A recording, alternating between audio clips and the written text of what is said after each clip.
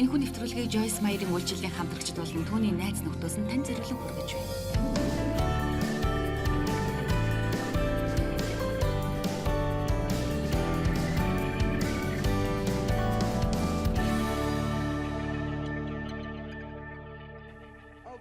За, энэ 7 хоногийн туршид би хувьсан өөрчлөлтийн талаар зааж байна. Энэ бол өөрчлөгдсөн байх. Бүр мөсөн өөрчлөгдсөн байх гэсэн утгатай юм. Библиэд энэ дэлхийн зүйлстэй бүх харьц, бүх нийц, харин оюун санаагаа шинчлэн өөрчлөгдөх түн гэж хэлсэн байдаг. Хэрвээ бид өөрсдийн амьдралаа өөрчлөхийг хүсэж байгаа бол альва зүйлийг хардаг, бас боддог, бодол санаагаа шинчлэн өөрчлөх ёстой. Тийм ээ. Хамгийн агуу хувьсан өөрчлөлт бол бидний дотор Бурхны хийдэг ажил бөгөөд эхлэхдээ бид ямар байсан тэр цагаас Бурхны хүссэн тэр хүн болтлоо өөрчлөгдөх үйл явц юм гэж би итгэдэг. Тэгэхээр энэ бол тэр дороо бий болчдөг зүйл биш юм. Агшин зуурт болчдөг ч юм биш. Энэ бол цаг хугацааны явцад бий болдог. Хэрвээ та Бурхантай хамт аялалдаа сэтгэл хангалуун байхыг хүсвэл та төвчээртэй байх хэрэгтэй. Хэдийгээр та хүрэх ёстой газараа хараахан хүрээгүй ч гэлээ, Бурхан танд уурлахгүй гэдгийг, мөн таны хийсэн алхам бүрийг чинь хайрладаг гэдгийг та ойлгож ухаарах ёстой.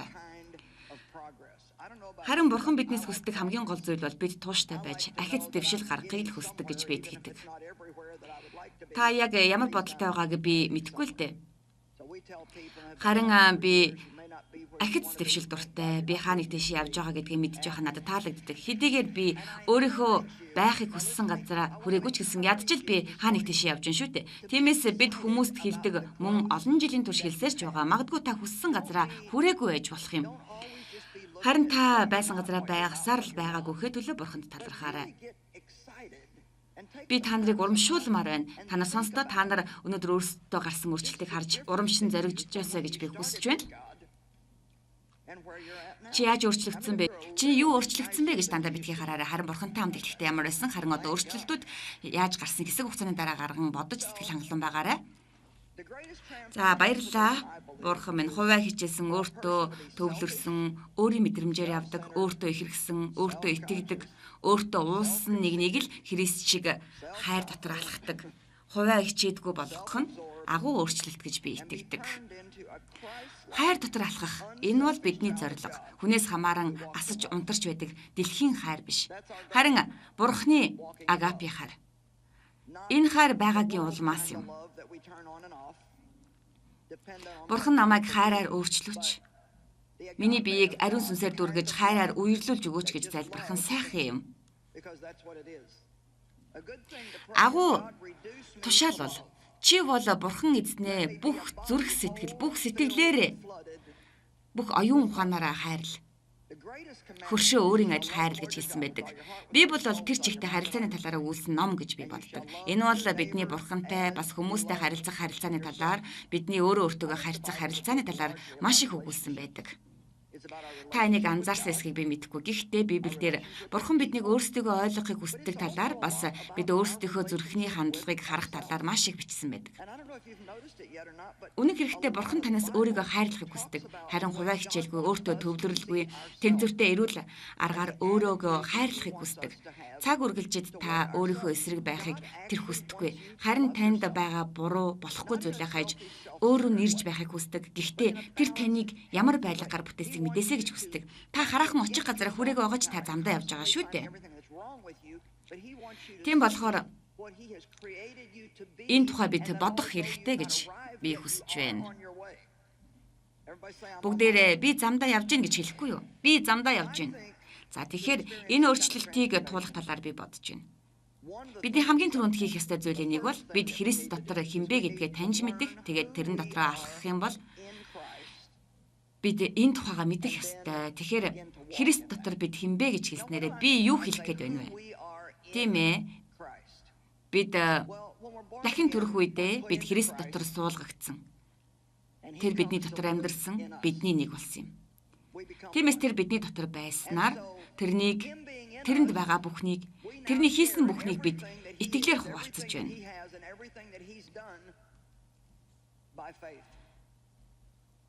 Иесус бол зөвхт тэрэнд ямар ч буруу байхгүй.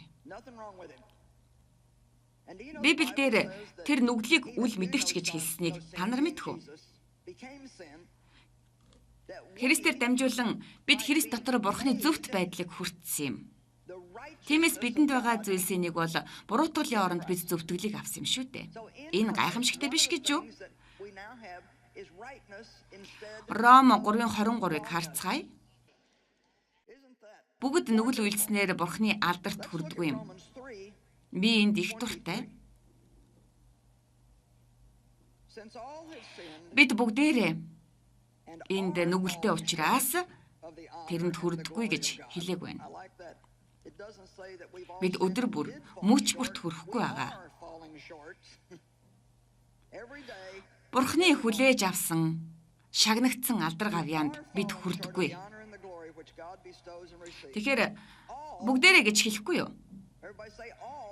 Бүгдээрээ? Та бүхний хэд чинь бид бүгдээрээ нүгэлтэй гэдгийг хүлээн зөвшөөрдөг вэ? За. Харин юу гэж хүн бүр мэддэггүй. Мэддэг нь энэтэй санал нийлэхийн тулд нилээд замыг тулсан байх. Тиймээс бүгд зөвтгөгдсөн. Энэ нь та хизээч нүгэл үйлдэггүй юм шиг утгатай байна. Тиймээс Христ дотор бид Бурхнаар зөвтгөгдсөн танд байгаа бүх буруу зүйлсээ байнга бодохгүй байна гэдг нь ямар их эрх чөлөө гайхамшигтай зүйл гэдгээ мэдэх үү? Энд байшин дотор цорын ганц би л баярлан хөрч байгаа юм гэж юу? Юу гэх гээд байна гэхээр би өөрийнхөө буруу болохгүйг маш олон жилийн турш бодсон. Юу гэж энэ дэлхий дээр танд баяр хөөргийг хэлэхээсээ илүүгээр таны бурууг хэлдэг хүмүүс маш олон байдгийг та мэднэ шүү дээ. Тэд бүгдийг бид дагах шаардлагатай гэж төрөл бүрийн дүрм, журам стандартыг тавьдаг. Юу вэ гэхээр бүхэл хэвлэл сэтгүүлүүд хүртэл бид ямар байх ёстойг хүртэл хэлдэг шүү дээ. Тэгэхээр энэ бол ердөө л миний хувийн бодол гэх үү дээ. Энэ таны л хэрэг. Та нэг их зүйл хийх хэрэггүй л дээ. Гэхдээ миний хэлж байгаа зүйл сайн шүү. Бид зөвтгөгдсөн гэж хэлэхдээ бид бүхнийг зөвөр хийдэг. Энэ бол алдар гэсэн утгатай юм биш шүү.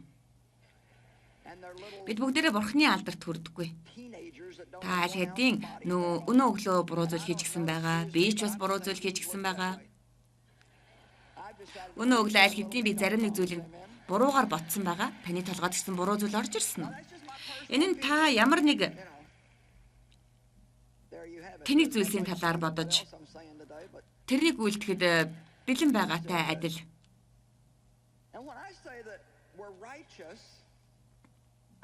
Таны толгойд ч гэсэн ийм зүйл орж ирдэггүй гэж юу?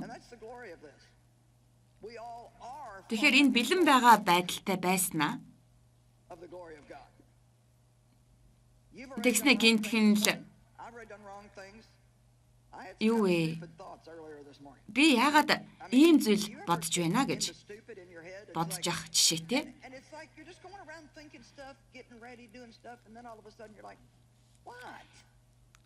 Тиймээс Библиэд бид зөвхөн ааш зангаараа биш, үгээрээ, үйлсээрээ гим нүгэл үйлддэг гэж хэлсэн. Тэгэхээр бид төгс байдлын дарамтнаас чөлөөлөгдөж ямар нэгэн зүйлийг төгс хийхгүй бол Бурхан уурлах байх. Биднийг үгүйсгэх байх гэсэн энэ айдсын мэдрэмжээсээ салах хэрэгтэй. Тэгэхээр өнөө орой энд байгаа хүмүүс магадгүй. За Joyce, та ингэж хэлснээрээ хүмүүсээс боломжийг авч ийн гэж бодохгүй байна гэж юу? Гим нүгэл үйлдэх нь зүгээрээ ингээл зүйл шүү дээ гэж хүмүүс бодно штэ. Та тэгэж бодохгүй байна уу гэж хэлж болох юм. Тэгэхээр бям гаргийн өглөө тэрний үгийг энд хурж ирэхээр тийм хангалттай харилдаг юм бол өглөө бүр гим нүглийнхээ төлөө уучлалт дэрэн залбирдаг нэг юм биш. Тиймээс энийг хэлснээр би танарт тусалж байгаа юм шүү. Хамгийн сайнаараа хий, үлдсэний Бурханд үлдээ. Өдөр бүр, улам бүр баг багаар алдраас алдарт сайжирн, дэвжин дээшлэх болно. Би өмнө нь танарт хэлжсэн та. Дэвид 2 гэрлээд 48 жил болж байна. Харин би Бурхны үгийг үнэхээр нухацтайгаар шимтэн судалснаас хойш 40 гаруй жилд юу вэ гэхээр Дэв 20 гаруй эмэгтэйтэй гэрэлсэн юм шиг санагдаж байгаа байх. Би танарт нэг зүйлийг хэлье. Би хүрэх газараа хүрээгүй байгаа ч Бурхны үг бидний дотор ажилладаг учраас би урд өмнө байсан шигэ байгаагүй гэдэгтээ бат итгэлтэй байна. Амен. Бид тэрний дүр төрхийн дагуу өөрчлөгдөж байна. Амен. Бидний хүрэх ёстой хувь тавилан бол Христтэй адилхан болох. Бидний хүрэх ёстой газар бол хүмүүст альва зүйлд нөхцөл байдлуудад Христ энэ дэлхийд амьдарч байхдаа хэрхэн хариу үйлдэл үзүүлдэг байсан тэрнтэй адилаар хариу үйлдэл үзүүлэх юм. Энэ дэлхий бол бидний стандарт жишиг биш. Харин Бурхан болоо бидний даган дуурайх ёстой жишиг болсны төлөө Бурханд талархаж байна. Тэгэхээр би энд дуртай бид хүрэх газараа хараахан хүрээгүй байгаа. Энэ бол ганц удаагийн оролдлогоор хүрдэг зүйл биш. Миний бүх зүйл нэг л өдөр бүгдээрээ үе мөрт самураагүй. Харин би одоо бүгдийг ойлгож байгаа. Бид Бурхны алдарт хүрдэггүй, харин Христээр дамжуулан бид Бурхантай хамт зөвтгөгдсөн байдаг юм. Бид зан чанараараа бол юу ч зөвөр үлдэж чаддаггүй. Гэхдээ би тэрний дотор одоо ч гэсэн зөвхт байдаг. Энэ зүйл яагаад ийм их чухал байгаагийн шалтгаан нь энд л байгаа юм.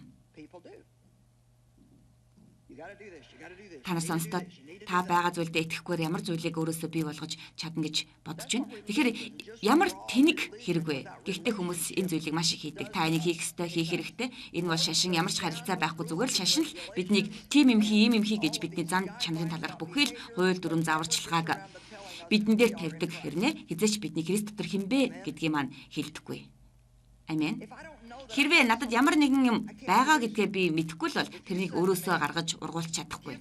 Хэрвээ та надаас доллар өгөөч гэж гуйвал надад доллар байгаа эсгээ би мэдэхгүй бол танд өгч чадахгүй шүү дээ. Энэтэй л адилхан. Та өөрийгөө зөвтгөгдсөн гэдгээ Бурханаас ирсэн зөвхт байдлын билег таны дотор байгаа гэдгээ мэдэхгүй бол та яаж илүү сайн болж, яаж илүү сайн зан чанарыг өөрөөсөө ургуулж чадах юм бэ? Тиймээс надад аль хэдийн байгаа гэж бүгдээрээ хэлэхгүй юу? Надад аль хэдийн байгаа. Энэ бол бидний мэдэх зүйл юм. Бидэнд аль хэдийн байгаа. Бид хэрэгтэй бүх зүйлээрээ дүүргэгдсэн. Энэ нь хүн бүрийн дотоод хүнээс гадаад тал руу зөвхөн өөрийн арга замаар ажиллаж байдаг. Энэ бол баяр хөөртэй өдөр байна. Тийм ээ. Баяр хөөртэй өдөр. Тэгэхээр бид бүгдээрээ хайрлагдсан. Тийм ээ. Маш олон хүмүүс хайрлагдсан гэдгээ сонсох биш, харин бүрэн итгэх хэрэгтэй шүү. Энэ конференц дээр би хэд хэдэн удаа хэлсэн. Яг одоо тэр таныг хайрлаж байгаа. Тиймээс цаашид Бурхан таныг энэхүү агуу хайраараа хайрласаар байгаа. Та магадгүй би илүү их сайжрах юм бол Бурхан намайг хайрлах байхаа гэж бодож иж магадгүй юм. Бурхан хизээч биднийг хийсэн зүйлээс мань болж хайрладаг юм аа. Харин тэр өөрөө хинбэ гэдгээс болж хайрладаг. Бурхан бол хайр. Тэр биднийг үрдийн хайраар, төгс хайраар хайрлсан. Хизээч худалдаж авч чадхааргүй, нөхцөл болзолгүй хайраар хайрлсан. Би танарт нэг зүйлийг хэлэх үү? Та Бурханыг хизээч өөрийн сайн үесээр худалдаж авч чадхааргүй тийм үн хямдардаг зүйл биш. Амен. Энэ бол үнгүй нэг үсэл. Бид тэрний хайрыг авах ёстой учраас биш. Харин тэр энийг аль хэдийн хийчихсэн учраас Бурхан биднийг хайрладаг юм.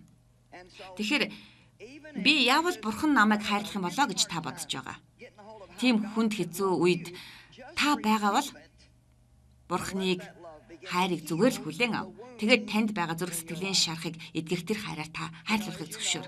Юу гэж миний аав намайг хүчирхийлдэг байсан гэдгийг бас энэ талаар миний телевизийн нэвтрүүлгүүдээс та мэдэн шүү дээ. Олон жил үргэлжилсэн. Би энэ талаар олон удаа ярьдаг. Яагаад гэвэл ийм зүйл байсан учраас энээс болж үүссэн эдгэрэх ёстой олон шарах миний амьдралд байгаа учраас шүү дээ. Хүүхдүүд хайрлагдахын тулд, халамжлуулахын тулд, энийг тоглох, асруулахын тулд ирдэг. Харин би эдгэрийн альнийг ч аваагүй. Надад хайртай гэж хэлсэн хүмүүс намайг орхиж явсан. Намайг хүчирхийлсэн.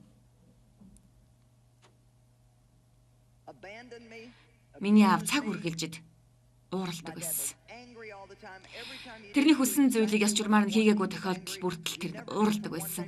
Дараагийн өдөр юу болохыг хизээч мэддэггүй байсан. Мигмар гарагт юу болно гэж бодож явбал лав гарагт болох жишээтэй.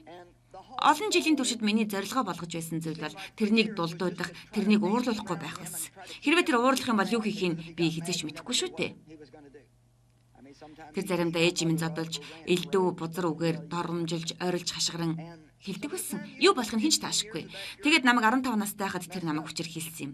Тэрний дараагаар 18 нас би хүрээд таарлцсан анхны залуутайгаа гэрэлсэн. Ягаад гэвэл би нэгэнд хүчээр хийлсэн болохоор намайг хинч хүсэхгүй гэж бодсон учраас тэр шүү дээ. Би хайр гэж юу байдгийг мэддэггүй байсан.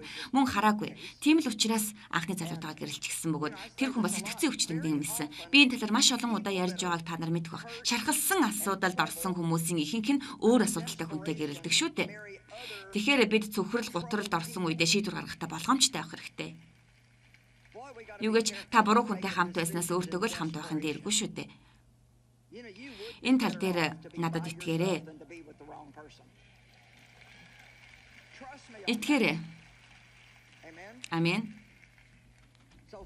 Тэгэхээр би 5 жил тэрнтэй хамт байсан. Тэр намайг орхиод явчихдаг байсан. Тэр намайг хаач байсан орхин тэгэд би гэртээ арихын тулд хин нэгнээс мөнгө асуух хэрэгтэй болдог гэсэн. Би Мексикт хаягдаж байсан, Калифорнид хаягдаж байсан, 18 настай байсан хэдий ч аль хэдийн тамийн амьдралыг үзчихсэн байсан. Ингээд иймэрхүү байдалтай 5 жилийн нүүр үтсэн бөгөөд миний үтсэн бүхий л хайр бол өрдөөлийнэ байсан.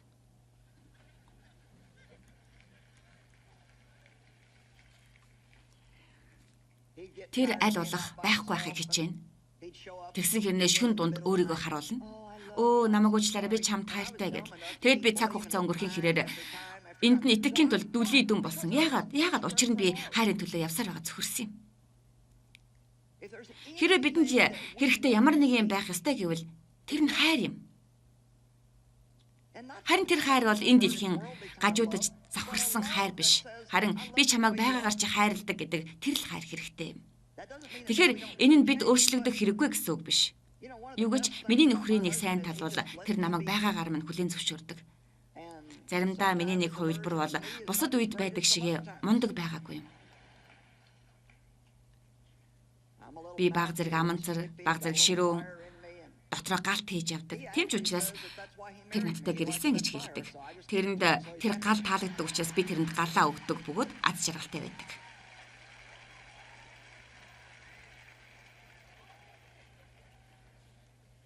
Гэхдээ та нарын хідэн хүн бүрийн хүсдэг тэр нэгэн болохыг хүсэж хичээсээр байтал тэр хүмүүс хизээч сэтгэл нь ханахгүй байгаад ядарч байна вэ?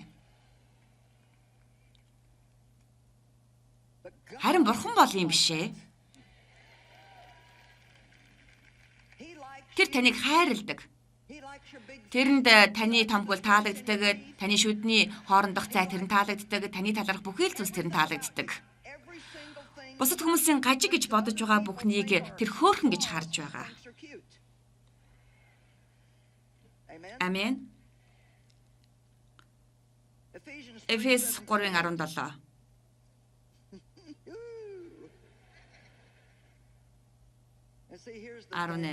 Энд нэг зүйл байна. Таны бодож байгаагаас илүү бурхан танд хайртай. Энэ үнэхээр гайхамшигтай байх болно.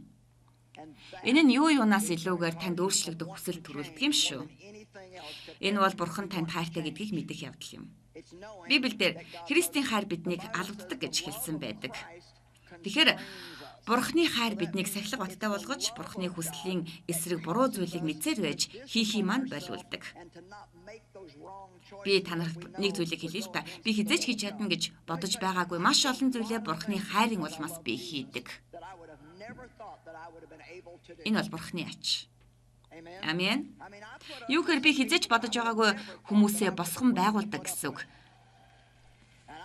Би энийг өөрөө хүссэн учраас хийдгүй. Энэ сайхан ажил учраас би хийдгүй. Тэдгээр хүмүүс энийг хүртэх ёстой учраас би хийдэг юм биш ээ. Би харин энэ бүхнийг бурханд хайртай учраас бурхан намайг их ч хайрлсан учраас л хийдэг юм.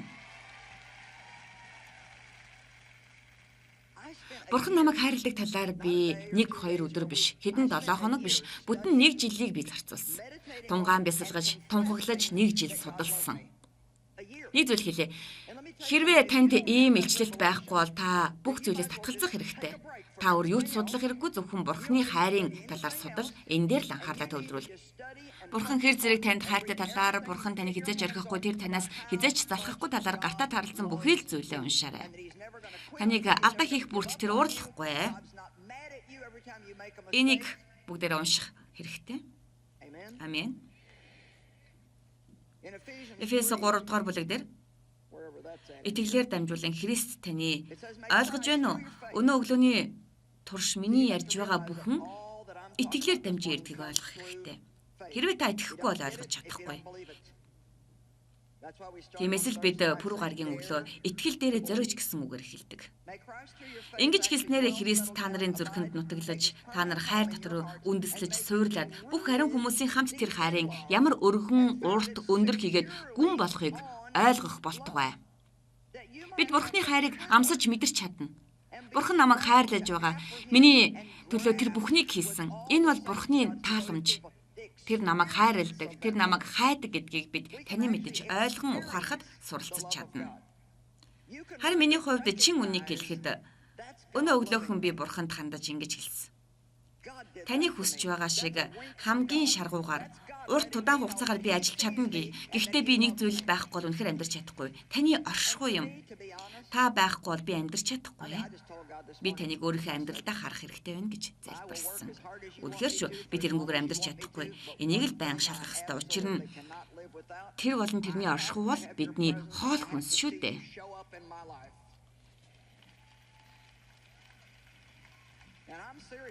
Тэгэхээр миний хамгийн их сэтгэл хөдлөлтөг зүйл бол хэдийгээр Бурхан намайг хайрладаг гэдэг нь миний хувьд бол хамгийн том зүйл. Харин хэн нэгний хувьд бол бусдад энэ жижигхэн зүйл байж болох юм. Харин магадгүй бусад хүмүүс энийг ойлгохгүй ч байж болох юм. Бурхныг танин мэдэх гэж байгаа нь миний хувьд бол чухал юм. Бурхан намайг хайрлаж халамжилдаг гэдгийг мэдэх нь л миний хувьд юу юунаас илүү хамгийн сайхан. Гашрамт хэлэхэд шашин харилцаа хоёрын хооронд их ялгаа байгаа шүү. Шашин бол таныг зүтгүүлж, хичээлгүүлж, унгаж, шүүлт, буруутгалд ор байлгадаг. Та үргэлж сайн зүйл хийхийг хичээгээд. Харин харилцаа бол таныг хайрлаж, Бурхны өгөх хүч чадал, хайр нэгүслэхээ дагуу зөв зүйл хийхэд таныг удирддаг. Амен. Бурхны хайрыг амсаж мэдэр. Өнгөрсөн жилээс эхлээд би нэг зүйлийг хийж эхэлсэн. Одоо ч гэсэн хийж байгаа. Магадгүй энэ зүйлийг таа ч гэсэн хийвэл их сайхан байх байх. Энэ бол Бурхан надад юу хийж өгснийг бичиж тэмдэглэх юм. Энд жижиг том бүгдийг бичих. Би танад нэг зүйлийг хэлэхэд бид амьдралдаа болж өнгөрсөн зүйлээ бичиж тэмдэглэхгүй бол заримдаа уруу дорой болж өөрийгөө өрөвдөж эхэлдэг. Харин энэний оронд тэмдэглэн дэвтрээ хараад би нэрээ саналаа. Тийм штэ тэрийгэ санчлаа гэдэг. Юугаач эргэн санах нь таны итгэлийг барьж байгуулдаг. Та нарын хэдэн Бурхан таны амьдралд хийсэн гайхалтай зүйлийг санаж байна вэ? Та нарын хэдэн Бурхан таны амьдралд хийсэн жижигхэн зүйлийг санаж байна вэ? Нэг жишээ ярил л да. Энэ танхимын хамгийн урд сууж байгаа нэг охин байгаа. Тэрний нэрийг Грейс гэдэг юм. Тэгэхээр өчигдөр конференцийн дараагаар бид санамсаргүй кофе шопт таарлцсан юм. Тэгэхээр Бурханд санамсаргүй юм гэж байдгүй гэж би итгэдэг. Бурхан тэрнийг энэ газар надтай хамт байгаасаа гэж хүссэн учраас надаар дамжуулан ярихыг хүссэн гэж би бодож байна. Тэгэхээр тэр намайг харангуутаа нулимстай нүдээр надад хандаж ингэж хэлсэн юм. Би таныг 12 настайгаас эхлэн сонссон. Тэгээд бид хэсэг хугацаанд жаал ярилцсан юм. Тэр гарч яваад өөрийнхөө ээжийг бас авчирсан. Тэрний ээжнүүдэр энд бас байна. Тэр надад та түүхий минь ойлгох ёстой гэд миний охин 12 настайгаас эхлэн маш их айдас санаа зовлттой болж эмчлүүлэх хэрэгтэй болсон юм. Ямар ч юм тариа, зөвлөгөө, курс эмчилгээнүүд тэрнээс тус болоогүй. Яаж намайг сонсож эхэлсэн бэ? Зурагтаар үү, CD-гээр үү, юугаар вэ? Гэхэд тэр эхлээд ТV-гээр намайг сонсож эхэлжээ. Энэ нь тэрэнд тус болж эхэлсэн байна. Миний өнөөдрийн ярьж байгаа зүйлс та болон нөхцөл болцолгүйгээр хайрлагдсан. Энэ бол бидний амьдралд байгаа бодлын самууныг эцэс болгох шалтгаан. Хэрхэн ямар байх ёстойгоо ч мэдгүй хэрнээ тийм болох гэж хичээхээ зогсоох ёстой шалтгаан маань болж байгаа бөгөөд энэ хайрыг бидэнд хинж хизээж өгч чадахгүй гэдэг өнөөдрийн энэ үг тус нэмэр болсон гэдэгт би тэтгэлтэй байна. Хин нэгнийг хизээж өгч чадахгүй тэр зүйлийг авахын тулд ямар байх ёстойгоо ч мэдгүй зүйлийн төлөө хичээж мэрэж амьдрахаас та нарын хідэн үнэхээр залхаж байна вэ? Хэрвээ танд тэд ямар нэгэн өглөө гэхэд та авах ёстой учраас л өгсөн байж таарна. Цаг үргэлж тэдэнд таалагдаж мөн та тэр зүйлээ авахын тулд амьдралынхаа турш хичээсээр авах болно. Тэгэхээр тэрний хэлсэн нэг үг надад маш их ивэл болсон юм. Тэр би өдөрт 3 удаа таныг үзэж байж таны намлаж байгаа үг миний шин тижэл болдгийм гэж хэлсэн. Тэгэхээр энэ гайхалтай биш гэж юу?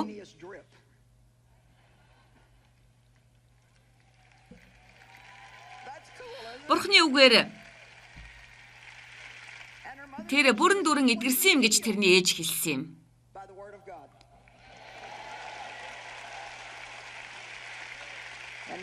Тэр одоо 18 настай болсон гайхалтай амьдрал тэрнийг хүлээж байгаа. Тэгэхээр Грейсээ энд байгаа бүх хүмүүс бүгдээрээ чамайг харахыг хүсэж байна. Босоод тэдэнтэй мэндэлж ямар сайхан охин болсноо харуулаарай.